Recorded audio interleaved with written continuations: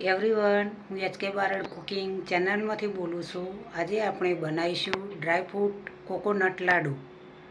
સૂકી નારિયેળની કાચલી છે, તેના લાડુ બનાવીશું. હવે તેને કટિંગ કરીશું. આ રીતે ટુકડા કટિંગ કરી દીધા છે. સરસ એવા નારિયેળના ટુકડા કરી દીધા છે. હવે તેને મિક્સર જારમાં ક્રશ કરી દઈશું.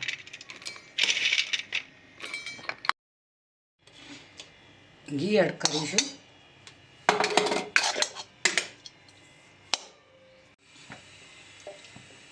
કાજુ, બદામ, પિસ્તા એડ કરીશું. તલ એડ કરીશું.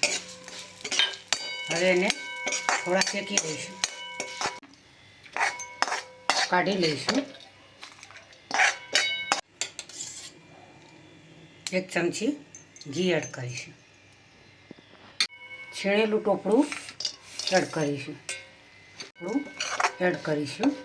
હવે તેને ધીમા શેક પર થવા દઈશું. શેકીશું.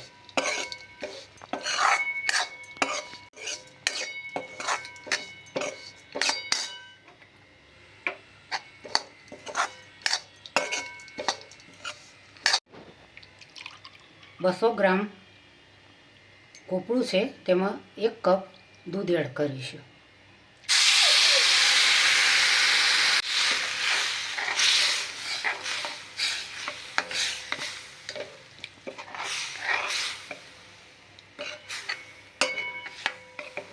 અડધો કપ સાકર એડ કરીશું.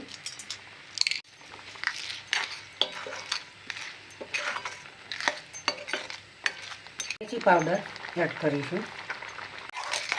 ખૂબ જ ટેસ્ટી એવા ટોપરાના લાડુ બનાવવાના છે. આ રીતે હલાવતા જઈશું. દૂધ અંદર શેકાઈ જાય ત્યાં સુધી હલાવવાનું છે. ઋતુમાં ખૂબ જ આવા લાડુ ખાવાથી શરીરની અંદર સારી એવી ઠંડક મળતી હોય છે. સારી એવી તાકાત પણ મળતી હોય છે. સાકરના બદલે તમે ખોળનો પણ ઉપયોગ કરી શકો છો. ઠંડક માટે સાકર ખૂબ જ ઉપયોગી છે.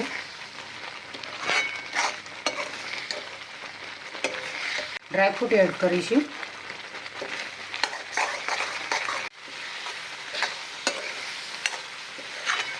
આ રીતે ટોપરાના લાડુનું મિશ્રણ તૈયાર થઈ ગયું છે. હવે તેને ઠંડુ થવા દઈશું. વરિયાળી એડ કરીશું.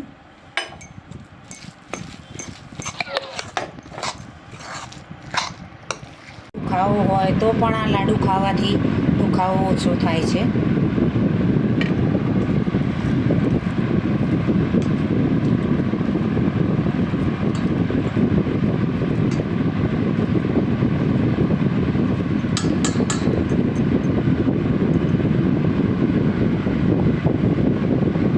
લાડુ તૈયાર થઈ ગયા છે. ટોપરાના લાડુ ડ્રાયફ્રૂટવાળા. હવે તેને દળેલી ખોળની અંદર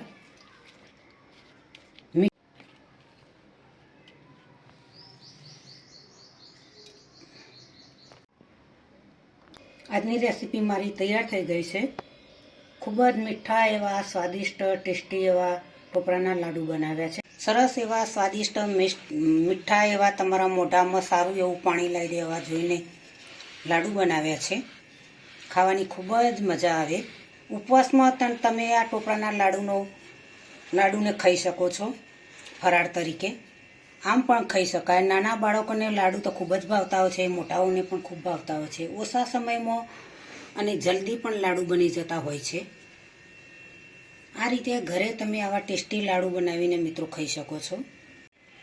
તો મિત્રો, તમે મારી ચેનલને સબસ્ક્રાઈબ કરજો. મારા વિડીયોને લાઈક કરજો, શેર કરજો, બને તો કમેન્ટ કરજો. ચલો મળીશું નવી રેસીપી સાથે. બાય.